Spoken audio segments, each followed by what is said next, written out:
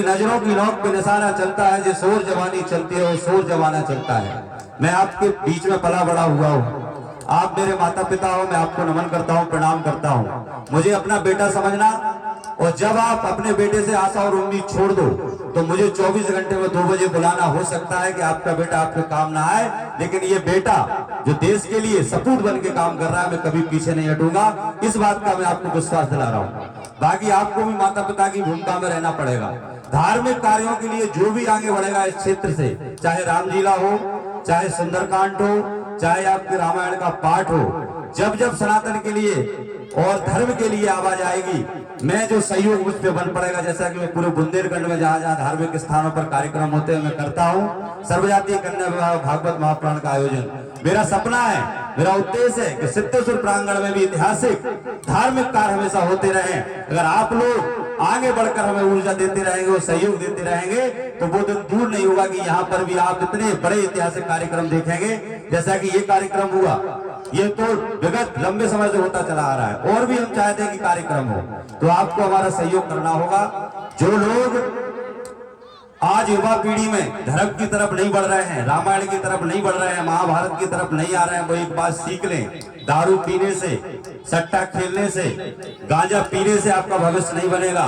मेरी बात को ध्यान से सुनना, मैं भी आपकी उम्र का हूं, मैंने भी आपके बीच में रहकर अनुभव किया है, और ये मेरे सब माता पिता बैठे हैं, देखा है। कोई युवा धर्म की तरफ आगे झंडा लेके आगे नहीं बढ़ रहा है, जरूरत है आप सबको आगे आने की।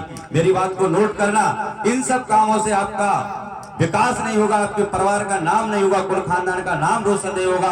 अगर धर्म के आप लोग काम करोगे तो जो हमारे युवा गलत लाइन में जा रहे हैं, गलत दिशा में जा रहे हैं, उन सबसे मेरा निवेदन है, सिद्धेश्वर प्रांगण में अगर सच्चे दिल से आप लोग आ रहे हो तो मेरी बात को नोट कर लेना और अपनी आदतों को बदलना। और संगति का असर जीवन में बड़ा बेकार होता है, संगत अच्छों को बिगाड़ देती है और अच्छों को सुधार देती है। इसलिए आगे बढ़िए, अच्छे काम करिए, स्वस्थ रहिए, मस्त रहिए। आप लोग एक बात ध्यान रखिएगा, जब जब आवाज धर्म के लिए लगाओगे, हम ये चाहते हैं कि सिद्धेश्वर प्रांगण पर हमारी जो कमेटी है, कमेटी के लिए मैं एक बात बता देना चाहता हूं, कोई भी काम आप कर रहे हो सकता है आपने पूछा नहीं है, लेकिन काम का परिणाम अगर अच्छा आ रहा है, उद्देश्य धार्मिक है, नीति शास्त्र है, ज्ञानवान है, तो उसका सपोर्ट सबको मिलजुल के करना चाहिए। अगर व्यक्ति काम करता है वो गलत हो काम होता है तो उसका विरोध कर दीजिए, लेकिन अच्छा काम है तो धार्मिक उद्देश्य समझते हुए आगे बढ़ जाइए।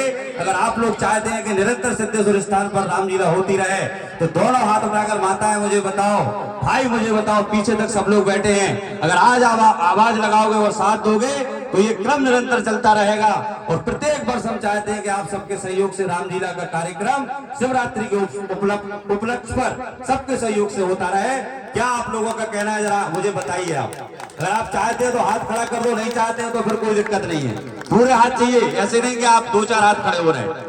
हाथ तो आपको उठाना पड़ेंगे, किस किस का सहमत है, कौन कौन हमारे साथ सहमत है। आदरणीय महाराज साहब, सब चाहते हैं, सब चाहते हैं तो जोरदार तालियां बजाओ सिद्धेश्वर महाराज के लिए, अपने लिए, धर्म के लिए। जय बोल सिद्धेश्वर महाराज की। लगा पर्दा।